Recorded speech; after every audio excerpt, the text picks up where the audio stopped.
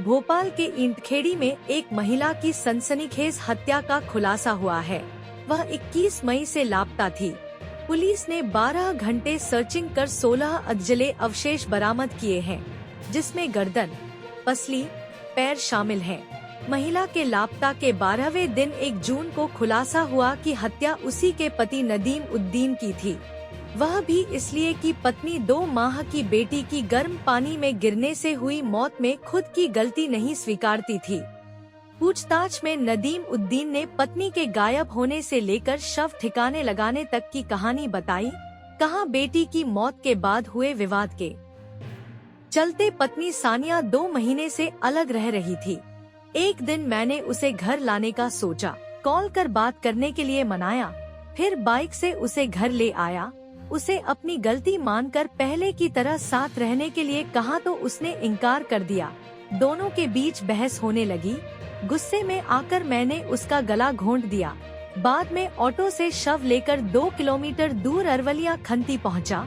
घर से निकलते वक्त साथ में चाकू और फावड़ा भी रख लिया था। पहले शव को कचरा खंती में जलाने की कोशिश की, नहीं जल सकी तो दफनाने का प्रयास किया। फावड़े से गड्ढा खोदना शुरू किया, लेकिन खोद नहीं पाया। ऐसे में शव को चाकू से कई टुकड़े में बांट दिया। पहले गर्दन काटी, फिर हाथ पैर और शरीर के दूसरे हिस्से अलग किए। सभी हिस्सों को यह सोचकर अलग अलग फेंक दिए कि जंगली जानवर और कुत्ते खा जाएंगे, जिससे वह कभी पकड़ में नहीं आएगा और पत्नी हमेशा के लिए गुमशुदा रह जाएगी। वहाँ से लौटा तो सबसे पहले ऑटो को धोया, चाकू को साफ किया, फिर सो गया।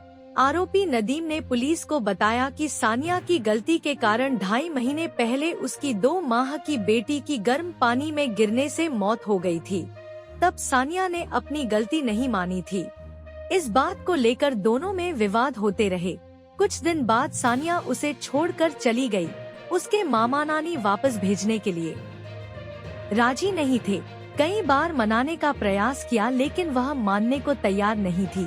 सानिया की मां की मौत 12 साल पहले हो गई थी। पिता दूसरी बेटी के साथ रहते हैं। ऐसे में उसकी परवरिश नानी ने ही की है। नानी के घर से ही परेवाखेड़ा गांव के रहने वाले नदीम उद्दीन से उसका निकाह 2020 में हुआ था। शादी के 5 दिन बाद से ही वह बाइक की मांग करने लगा। आए दिन उसे घर से निकाल दिया करता था। सानिया के ममेरे भाई अनस ने बताया कि नदीम ऑटो चलाने के साथ ही मजदूरी का काम करता है। चरित्र संदेह के चलते नदीम बहन से मारपीट करता था। जब 2.5 महीने पहले उसकी 2 महीने की बेटी की मौत हो गई तो वह पहले से ज्यादा परेशान करने लगा। आए दिन मारपीट करता था। इससे तंग आकर वह घर आ गई थी और 2 महीने से यहीं रह रही थी। अनस ने आरोप लगाए हैं कि सानिया को नदीम ने मिलने के बहाने से 21 मई को बुलाया था। वह बिन बताए घर से निकली। इसके बाद रहस्यमय हालातों में लापता हो गई। 22 मई को उसकी गुमशुदगी थाना निशातपुरा में दर्ज कराई थी। कहीं कोई सुराग नहीं मिला। 5 दिन पहले हम गांव में बहन की तलाश करते हुए पहुँचे। वहाँ कुछ लोगों ने जानकारी दी कि बहन को नदीम ने कुछ दिन पहले निर्वस्त्र कर घुमाया और पीटा था। इस बात की जानकारी पुलिस को दी। तब आरोपी को हिरासत में लिया। वह गुमराह करता था। शुक्रवार की देर रात उसने पुलिस को हत्या की। पूरी कहानी बताई।